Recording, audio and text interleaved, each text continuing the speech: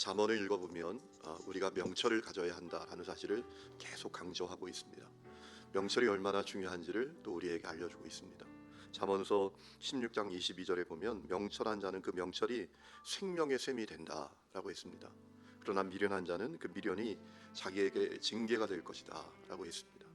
또 잠언서 21장 16절에 보면 명철의 길을 떠난 자는 사망의 회중에 거한다 라고 했습니다.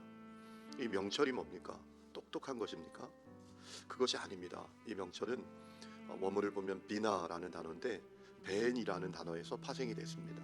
뭐뭐 사이에라는 뜻을 가진 벤이라는 단어에서 파생이 됐습니다. 이 명철의 뜻은 그러므로 어떤 의미인가 하면 뭐뭐 사이에서 가지는 분별력, 통찰력을 의미합니다.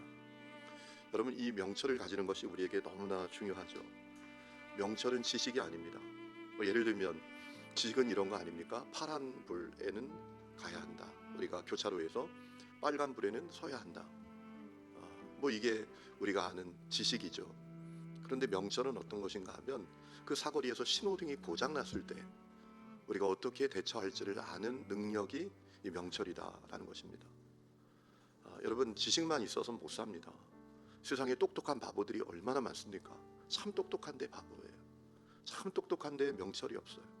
그런 경우를 우리가 너무나 많이 보지 않습니까?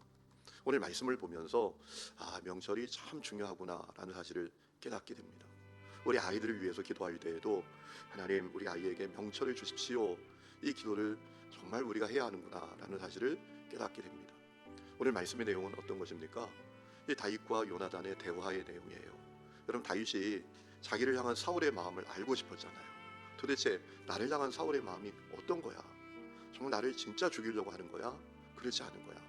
그래서 요나단에게 부탁하지 않습니까? 내가 자리를 비울 때 사울이 어떤 태도를 가지는지를 나에게 얘기해 달라라는 겁니다.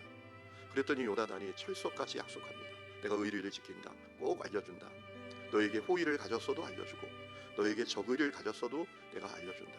만일 너의 신변에 내가 알려주지 않아서 무슨 일이 생긴다면 내가 하나님이 주시는 벌을 받겠다라고까지 이야기를 합니다. 자, 그 다음에 요나단이 다윗에게 아주 의미심장한 이야기를 해요. 어떤 이야기를 합니까? 자기 가문을 보호해달라 하는 거예요. 자기 가문을 보호하겠다는 약속을 해달라는 거예요.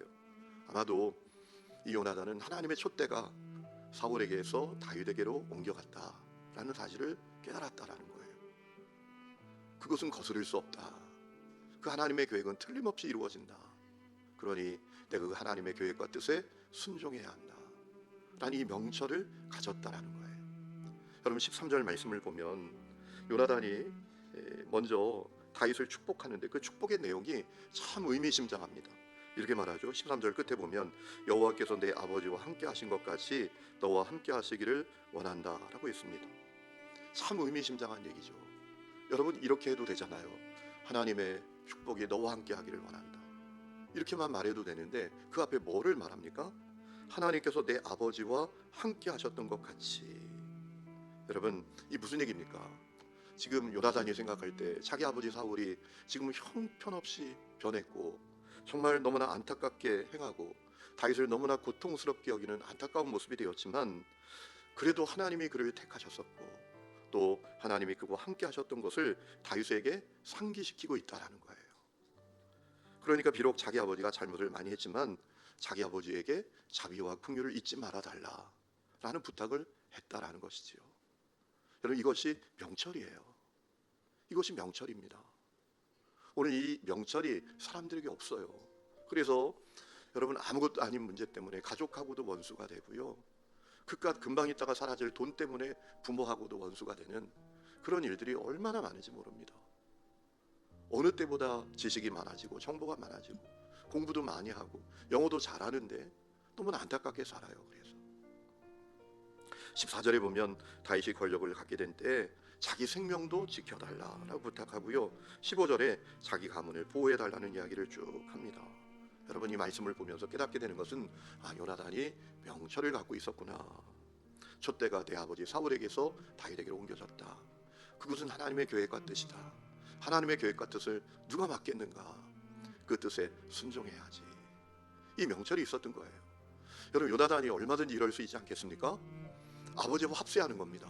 그래서 다윗을 제거하는 거예요. 그러면 자기가 사울을 이어서 왕이 되잖아요. 권력을 줄 수 있잖아요.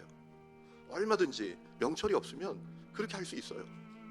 그런데 그렇게 하면 그렇게 할수록 고통이죠. 괴로움을 받죠. 세상에서 하나님의 뜻과 계획을 누가 거스를 수 있겠습니까? 이 요나단은 명철을 가졌다라는 거예요. 여러분, 우리에게 이 명철이 필요한 줄로 믿습니다. 이 명철이 우리에게 있어야 돼요. 여러분, 이 요나단의 명철 때문에 다윗이 그 약속을 지키잖아요. 사울을 죽일 수 있는 결정적인 기회가 2번이나 있었어요. 바로 찌르면 죽어요. 사울은 몰라요. 그런데도 끝까지 다윗은 사울을 죽이지 않아요. 그뿐만 아니라 요나단의 아들 무비보셋이라는 아들이 있잖아요. 절뚝발입니다. 그런데 그를 자기 왕궁에 거하게 하고 늘 같이 밥 먹게 하고 그 가문을 보호하는 조치를 나중에 왕이 되어서 다시 다윗이 행하게 되었다라는 것이죠. 여러분, 우리가 살아가면서 이 명철이 참 중요합니다. 영적인 통찰력이 대단히 중요합니다. 그래야 복되게 살아갈 수가 있습니다. 그렇지 않으면 인생이 너무나 고통스럽습니다. 하나님의 계획과 뜻이 아닌 일을 붙들고 씨름한단 말이에요. 문이 아닌데 열려고 해요. 길이 아닌데 가려고 해요. 그러면 그럴수록 나도 고통스럽고 너도 고통스럽고 다 고통을 받게 되지요. 여러분, 이 말씀을 통해서 명철이 얼마나 중요한지를 깨닫게 됩니다. 여러분과 여러분의 자녀들에게 명철이 한없이 충만하시기를 주의 이름으로 축원합니다.